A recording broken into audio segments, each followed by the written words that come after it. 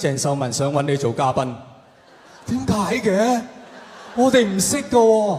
然後我上網，我睇 YouTube， 哇！所有鄭秀文嘅嘉賓都係同佢好有關係嘅噃，係咪？個個都有關係嘅。直到我睇到一個，呢個衰過我揾到有人墊底啊！邊個？2009年你嘅演唱會有個嘉賓出現咗，同你唱咗一首歌嘅，我都識唱。有冇鼓勵啊？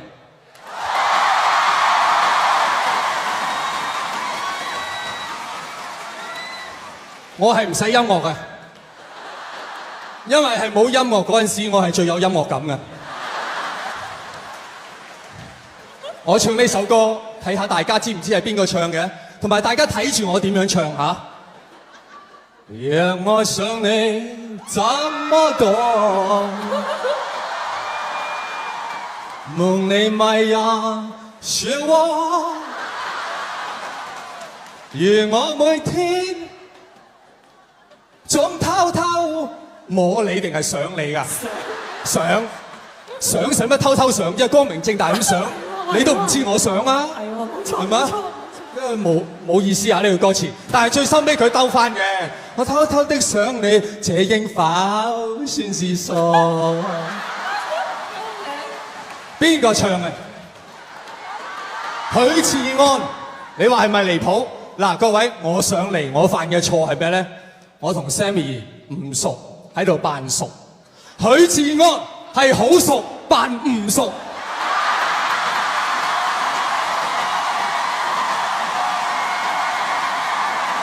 有冇嚟咗？喺邊度啊？我先啊！點解我咁講？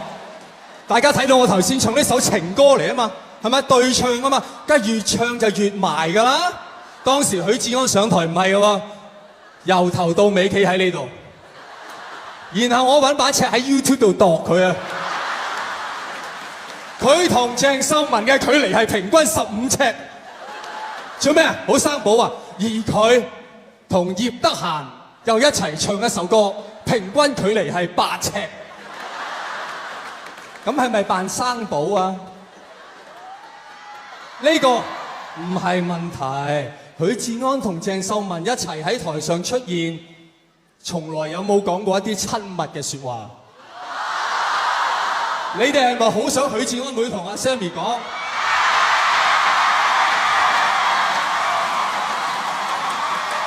我冇啊！千祈冇啊！千祈冇中計啊！千祈冇啊！千祈唔好俾佢走住！千祈冇中計！我又唔好企呢度，唔係佢會運走我㗎。你哋係咪會想許志安同佢講？聽住，你太瘦啦，咁樣點生 BB 啊？我都冇係生 BB 啊，仲得㗎？唔係，你今日攰啲，但係攰完休息一陣，會唔會有啲力？大家傾下。許志安唔係一個好嘅嘉賓，我覺得。但係你知唔知？你查翻 YouTube 啊，你睇翻嗰次，佢一上台係嗌到你啲人中意到佢咧。我只可以形容嗰種嗌法，唔係你哋呢種嗌法，係俾鬼嚇。唔係，俾鬼嚇都會停啊！因為你嗌到最盡，你都嗌到死咗啦嘛，係鬼俾鬼嚇。佢死咗走翻起身再嗌。然後嗌到最盡，有個人喺度嗌，好正啊！佢見到許志安同鄭秀文一齊就話好正，點解啊？有病啊？外冇病，好咯，翻嚟咯佢，一齊咯。但我話俾你聽 ，Sammy， 我今日係想講少少社會意義嘅嘢俾你聽，你唔使諗要走，未走得住。點解啲人會咁想你同許志安一齊？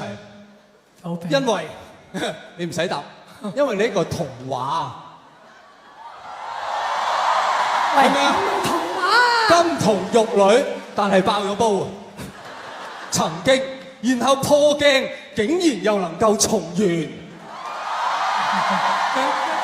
呢一個係童話中嘅童話，所以你明唔明白？你嘅社會意義、你嘅責任。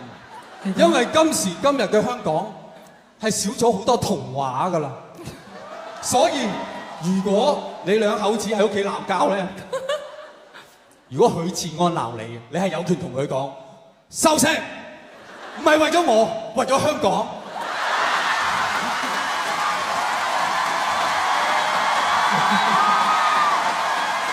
我叫你去買豉油就買豉油，唔好駁嘴，大局為重。最後咧，Sammy，我俾你，我哋開始走，未走住啊，Sammy，我唔走住，你行上去先啦。你好喜歡呢個台喎，交俾你。你呢個童話可以點樣最完美咧？真係生個仔，我連你個仔嘅名都幫你諗埋。你個仔就一於叫做勝不許敗。許志安個仔，許勝不許敗。你諗下，你三母子一齊走出嚟，贏晒。許志安、鄭秀文、許勝不許敗。走啊！